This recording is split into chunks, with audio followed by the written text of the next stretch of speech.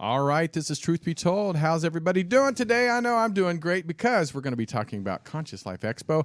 I'm Tony Sweet, and here in studio we have the one and only long-haired himself. That's him. I was going to say something else, but I'll move it on, Tony. Yeah, I'll move on. But we have a great show. We have Sonja Grace with us today. She is an award-winning author and mystic healer, and I'm excited to have her on because she deals not just with like the spirituality, but she is a world-renowned everything. And so we're gonna talk about her expert on dimensional travel. She's also an energy surgeon who works over long distance with clients all over the world. And I'm excited to talk to her about that. Sonja has also analyzed why famous historical sites have puzzled historians and archaeologists for hundreds of years, and we're going to find that out today. So please welcome to Truth Be Told, Sonja Grace. How you doing? Is she there? She's there. Hi, Sonja. Hi, can you hear me? Yeah, she I is. can. Great. Good. I love the applause. Thank you. Oh, Yeah, you the heard crowd it? went wild. Yeah, Yes. the crowd went wild. Yeah. They've always called Captain Ron handsy, so he has a lot of hands. So let's go. Let's move on to the. All right. So, Sonja, we're going to jump right in here with you because this one is a tough one for Captain Ron to wrap his brain around because I'm kind of a real-world nuts and bolts kind of guy. I need a little bit of scientific proof.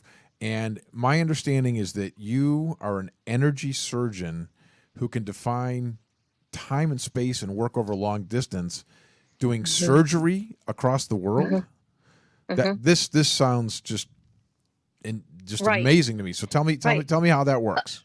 Okay, so let me give you a really good example. I live in Arizona, and a client of mine is in LA, and he called 911, went to the hospital the night before. He had a session with me the next day. So when his session time came up, his wife called and said, my husband's in the hospital, chest pains. They think he's having some kind of heart issue. They're going to do a surgery. I said, great. His appointment's right now. Let me work on him before he went into surgery. And I, in Arizona, went in just like I'm in front of him because I don't have this experience of time and space like everybody else. And I went into his heart and saw some blockage and removed it and put in some stents where he was, the vein was collapsing in. And they went in after I was done, and I, told his wife what I did. They went in and did the surgery, and the doctor came out and said, we didn't have anything to do. We closed him up. Wow. There was nothing wrong. So that's what I do. I mean, I literally, and I really don't know how to describe this to you, and I apologize, but I have a different relationship to time and space than most people. Oh, that's a fascinating line right there. I mean, and I put myself in front of them wherever they are in the world, and then I go in and do the work. Now, does it work every time? Well, when you have a chronic condition, like someone comes to me and they've had back pain for 28 years, that's 28 years of some emotional wound that sat in tissue for that long. So it may take some time. It may take some emotional work to figure out what happened in the beginning to start the back pain. Yeah, see, I thought you were more like going to the heart of their problem, like they have back pain because really they were stressed and it's showing up in their back, and you were talking them through this.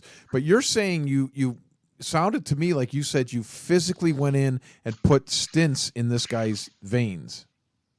Yeah, that's exactly what I said. I have done the equivalency of triple bypass surgeries. I have a cardiologist in New York City who refers clients to me. This is Serious. absolutely amazing. Yeah, I have a woman. I worked on her heart. She went back to her doctor. They said, we can't find any heart disease. She'd been diagnosed with heart disease. How are you able to live outside of time and space? Wait, I want to add one more thing. Go ahead, I'm sorry. Then her husband passed away, and at 88 years old, she called me and said, please don't do any more work on me. You're too good, and I want to join my husband. Wow. I know, It's right? amazing. Yeah. I mean, Okay. Go ahead. But going into that, I mean, when you first started finding out your abilities to do that, I mean, you must have been very like nervous, because I mean, I couldn't imagine the surgeon for the first few times going in with confidence and feeling like they know exactly what they're doing. So how did you build up to that point? Yeah. Because This is a really good question. You know, I've been doing healing work for 38 years. I'm only I 24, was but going to I've been say doing healing work for 38 years. time travel. And yes, and I had really, really excellent teachers who recognized what my gifts were and helped me develop them, because I was born this way. I mean, my earliest memories at 2 and 3, 4 years old, I'm seeing things and, communicating with spirits on the other side. I've always been dialed in, born this way. So it took a lot to get there in front of the right people to help me understand what I was dealing with and what I could do with it. And I was a hands-on healer for years before I went into long distance healing. And I'm grateful for that, because it taught me all the stuff that you're asking me about, in terms of working on people. And, were you nervous the first time you went in and repaired a heart? No, because I'd been physically working on people for a long time. Got it. Yeah. I'm trying to wrap my brain around do you just imagine this in your head and close your eyes, or do you feel like what do they, astral project, or what do you call it? I do a great deal of studying. I mean, I look at what I'm dealing with. If somebody writes me and says, the left ventricle is clogged, I am studying, okay, where's the left ventricle and what do I need to do to unclog it?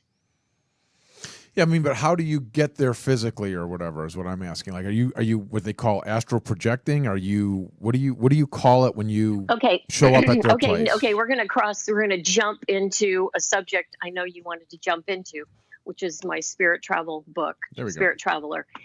Okay, so what happens to me, and again, this is me, and not everybody has my experience, just like I'm not a plumber.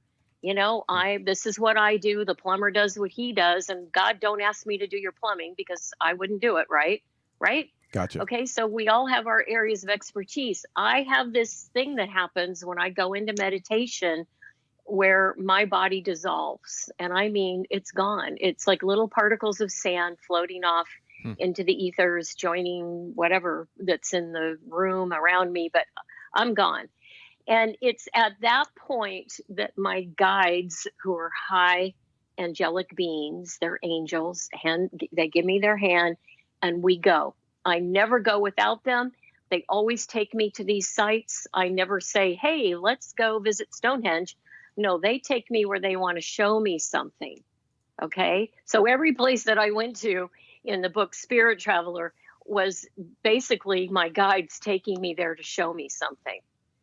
And it's the same with people that I work on. This is way beyond astral projecting. I'm able to just sort of dissolve and go there. Well, see, but at least I'm getting it now. That so there's like alternative beings helping you.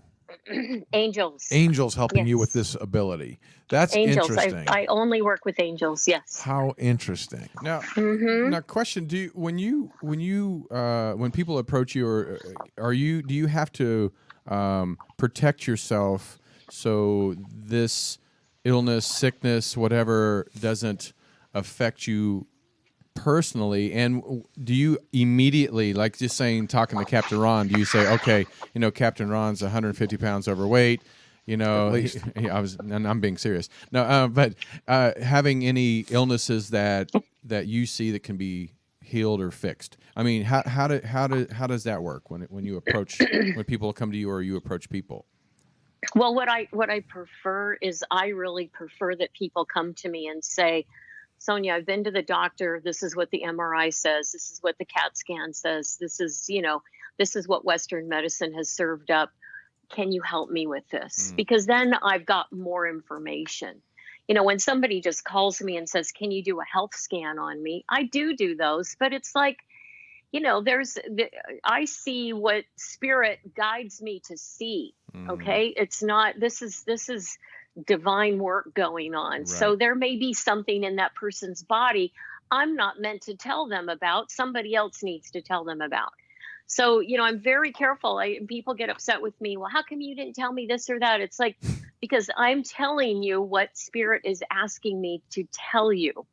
So, you want a definitive, go get an MRI and then come talk to me and So I'll you're work the on you. bridge between an angel and A doctor. a doctor. Interesting. Yeah.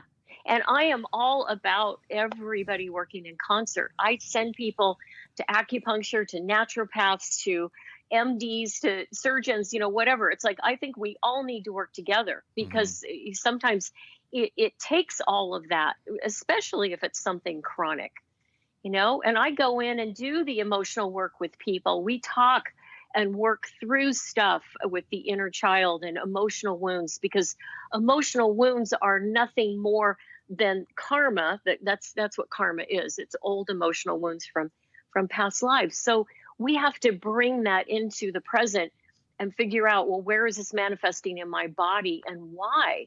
And God, how many people have had, neck pain, back pain, leg pain, and they've actually lost their head in a past life, or their leg, or they were taken out by a big, axe in their back in a past. I mean, we have all this stuff that's happened to us, and to negate that and not realize that that's what's manifesting in our bodies now, to me is just, This was it's my the next same- question, was how you felt about past lives and if that travels through, which is what you just answered. And Yes. because we've heard other people say I that. do past life readings, and I feel that people having that information helps them to sort of unravel, why they're so attracted to going to France and they want to live in France. Oh, and they Right. studied French, and the last 3 lifetimes they had were in France. It helps solve the mystery. We've had a lot of people on the show that talk about those kind of things, and they echo your sentiments right here. What I've never heard anyone say is that they travel to that person on Earth here. Mm-hmm. That's the unique Yes. thing. Do you know other people that do what you do? No, I know that there's people out there who, claim to do a whole lot of stuff. But again, in 38 years of doing this work, I have found not a lot of authenticity in my industry. And I think it's true of many industries. But it's hard. I get a lot of people who call me and say, well, I went to so-and-so and I paid them $15,000 and they didn't do anything. And then I went to so-and-so. And, to me, it's just sad. It's like there's so much stuff out there that is not coming from a grounded, really clear place. It's people really, I think, to some extent, taking advantage of people. Do you get I a have lot a of real criticism from problem what you with do? that. Do people come to criticize what you do or challenge it? No, I don't think so, because I really take pride in having high integrity, and I'm very honest, and I'm very real about what I teach. It's all about making it real for people. And people can't see the spirit world the way that I'm able to see all levels of it. And so I have to make that real so that people understand that through having faith, that they can trust somebody like me who can see it, that is in fact real. Grandma is standing there next to you. It's real. That's what you see. You physically see the person standing there. Yeah, I Wow. do. I see the demigods. I just finished a really incredible an oracle. I'm an artist as well, and I did 54 illustrations of it's called Odin and the Nine Realms. It's all the Norse mythology. And I see the Norse gods. I see the Greek gods. I see the Egyptian gods. I see the Mayan gods. I just got back from Chichen Itza. Oh my God.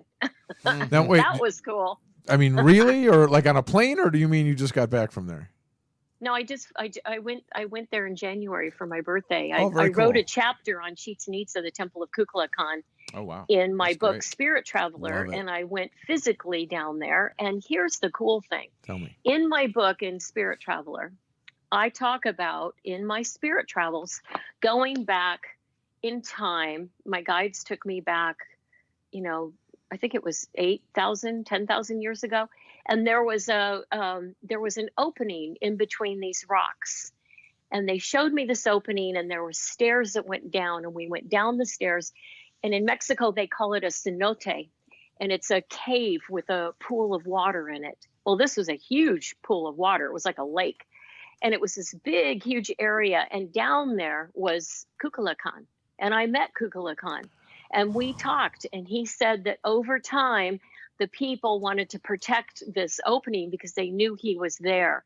So they built sort of a small enclosure around it.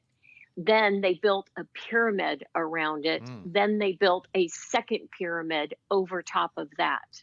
So I'm standing there with our guide, and I said, well, have you seen the cenote underneath the two pyramids? And he looked at me and he said, how do you know about that? And I handed him my book. I said, here, you need to read this. And he said, they just discovered that there's a cenote under those pyramids just a couple of years ago. And I said, well, you got to read my book. So I left him my book.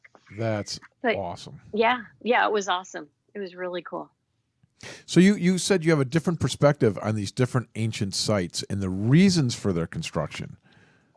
Yes, because what we don't track with because of religion is that each area of the planet was developed by a different group of demigods. And what I mean by that is back in 12,500 BC, when comets hit the earth and broke apart land masses and Atlantis fell and Lemuria fell, the earth got ready for a new phase of humanity. And so these huge portals opened up, going out into space. And it's kind of like this big signal. Okay, we're ready. We're going to start a new phase of humanity. And all these different demigods came down. And they're star beings, but they're benevolent beings. Yes, you can say alien, but they're much, much higher consciousness. And they're tall. They're huge. They're like, 16 feet tall. All these different demigods, these different groups came through to start a new phase of humanity. Egypt, Tibet, South America, all over the world. And so this is, and they cross-pollinated with the people, which is why, we have these different unusual, looking groups of people. I mean, why is it that this group doesn't look like that group? Mm-hmm. Well, because we have influence from out, I'm pointing up like you guys can see me, from out there. Interesting. Yeah. Yeah. Well, I'm showing the book, and somebody in the chat room was saying I am experienced in different dimensions via in the Native American shaman spiritual arts. Are you aware of these healing properties and doorways to other places non-physical? Yes, and in my most recent book, Dancing with the Raven and Bear, a book of earth medicine and animal magic, this is what I'm basing my workshop at Conscious Life Expo on. Is I take people in the workshop into sort of a different experience. I call it realm, into a different realm where they're going to discover that animal totem within them, and they're going to understand how the different animals that are related to our energy centers help us. That they're there to help us to heal. They're there to help us to navigate. And yes, I am very aware of the fact that we have many different dimensions and many different realms all interacting with each other at the same time. And, the cosmic community right now is really big on talking about 3D, 4D, 5D, but I have a completely different way of explaining that because we are in the fifth dimension. There's no, there's no getting around that. When the Mayan calendar ended, we moved from the fourth dimension into the fifth. And in this fifth dimension, it's like a big train station. We're finally at a high enough frequency that other portals, dimensional portals, can open up. And this is where a lot of alien life forms are coming through to Earth.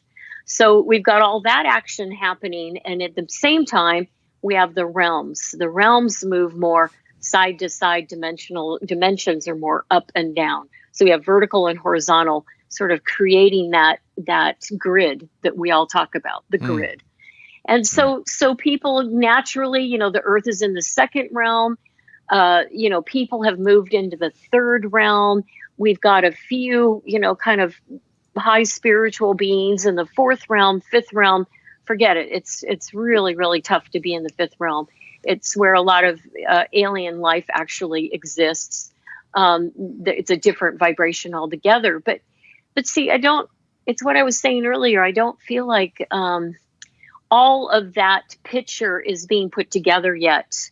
And that's why people should come to my workshop, because I'm going to put it together for them. See, I'm stuck here in the first realm and just trying to figure any of this out. Like, why don't you talk to us about some of these places? Like, what do you think about the Great Pyramid? Like, what's your take on the Great Pyramid and all these amazing geometric math things that go into it? Right. Well, the Great Pyramid is, these are all transport systems. The pyramids I talk about this in Spirit Traveler, were built from the inside out. And there is actually a chamber in the Khafre pyramid where they supposed that the pharaoh was placed when he died. That's not true. It's a holding chamber that was built first, that was a transport system, meaning there was a lot of water there. Water is a huge conduit in the universe for space travel. There was also an energetic configuration that aligns with Orion. So all of that got built up around it. But the one thing that I want to say about the Great Pyramids, and any pyramids that are along the Tropic of Cancer there, all those, if you look at where Atlantis was, it runs right through Egypt. And then there's pyramids built through China, and all the way, even in the Mayan, down where we were at Chichen Itza, it's all on that same line. Yeah. You could draw one straight line around the whole earth. You could. Yep, I know. You could. And those pyramids, in my research, were built by giants. There was a race of giants here. There's several race of giants that have existed on Earth. And there's a guy down in Africa who is unearthing skeletal remains of giants. And I write about them in Spirit Traveler. And I think that these pyramids were built long ago, and they were built by giants. They were built by the people. We've had people on here talk about that before. That is, see, now that's real world stuff right there. I think that's very possible. Why wouldn't that be? I'm surprised we don't see more remains and more evidence. Well, I think that haven't they found many remains, but like the Smithsonian, that's what they say. Takes and they hide them. They don't let the public know about them. So, right. And I believe that these giants are highly evolved, technically skilled, from somewhere else in the universe. Seriously, when you look at Baalbek and the landing pad there, that's my favorite one. Yep, and the fact that they use that for a place to land. Yes, I mean it's all connected, but we have such a weird narrow filter because of religions. Religions have really decided what we are and aren't going to understand and learn about based on the way history was recorded. Is that what happened? We lost our way because of religion from 12,000 years ago till today, that kind of cut up all our beliefs? Yes, I believe so. And I feel that humans have this, horrible knack for keeping secrets. And we've, since the 40s, we've kept alien news out of the news. And now here we are. We're being bombarded with alien. I clear that stuff from people. I clear entities and aliens, and I remove implants from people. And I'm telling you, it's prevalent. It's huge what's happening out there. There's a race of alien beings that I call shadow aliens. And my guide said, these guys are here to take over humanity. They're here to step into people's bodies so that they can basically take over, because they feel like we're screwing everything up. You keep straight like the humans, and then the aliens, and then the spirit realm. Like you have all these different worlds that you're able to. Yes, I do. I navigate in a lot of places, and I'm able to see all levels. I see angels, demigods, all the way down to the smarmiest, entity and all that stuff. I see all of it. But I clear that stuff from people. I mean, people don't realize how much is in their auric field and sometimes in their body. And I've had mothers call me and say there's something wrong with my child. They're not themselves, and I'll clear an entity out of that kid, and the mom will call me the next day and say, oh my God, I have my child back. She's herself again. It's like that stuff affects people, and people don't realize, again, that we're in this fifth dimension, which means we have to keep our vibration really high to meet that energy. That energy isn't going to come and meet us. We have to meet it. So if we're depressed and feeling, like we're not getting anywhere, and we're drinking and drugging and doing whatever that lowers our vibration, Right. then we're having an even harder time. Well, I mean, there's a lot of people in the chat room asking questions. Before we get to that, coming up on Saturday, you're going to be teaching a workshop, Earth Medicine and Angel Magic. I have a question because I think animals have been such a important part of keeping the human race alive, not by us feeding off them, but their spirits. And I want to know, with the rate of how, due to climate change, due to human factor, the animals and fish around the world are fast becoming extinct. I mean, so many animals are becoming extinct every day. How is that affecting us as a human race? And do you fear for our existence just due to that alone? Well, yes. I mean, God, our existence, here we are, this really young species on a 4.5 billion year old planet. We've only been here about 20 million years, and we think we know it all. And we're really young. We're like 4 years old tops, and we're trying to, save the planet? I don't think so. I mean, we're watching the planet basically do her thing. And she could shake us off like a bunch of fleas in a heartbeat. And yet we have this unbelievable, what I call false ego, that we're also powerful. We're not. And I think that the animal kingdom is a much higher consciousness, group of beings. They're much higher consciousness than humans. And I see animals as being the healers of the planet. When your dog sits in your lap, or your cat, Right. and then you feel better, they're taking on your stuff.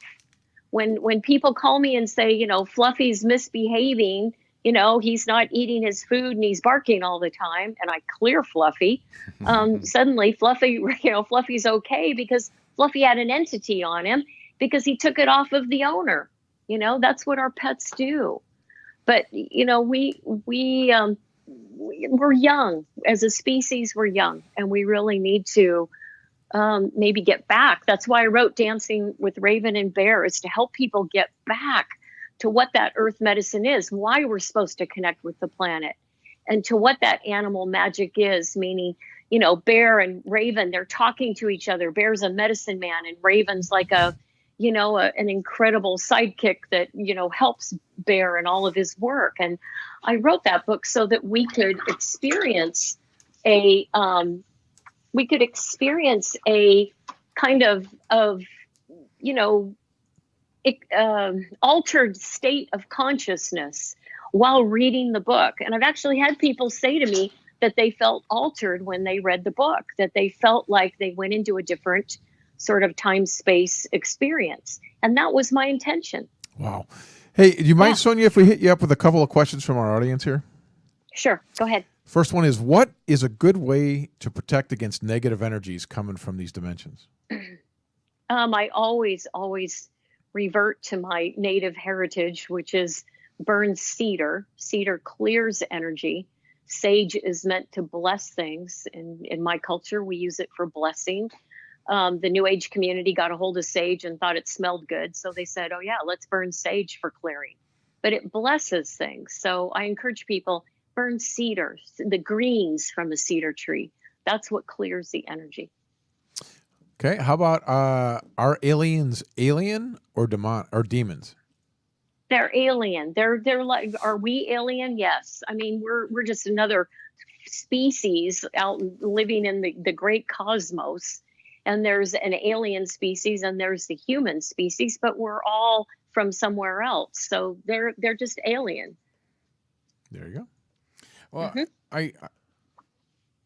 I know a lot of times that we're talking about the shift in the climate, and also the polar ice, caps are shifting.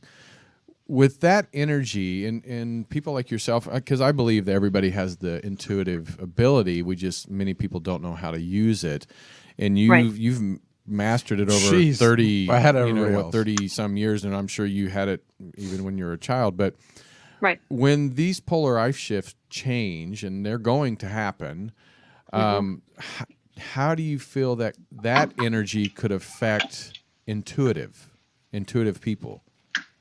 Well, I feel that there's a lot of intuitive people who are picking up on all the earth changes that are happening. I mean, I have people who, send me emails and say, wow, I felt the earth move. What's going on? I mean, people are really sensitive.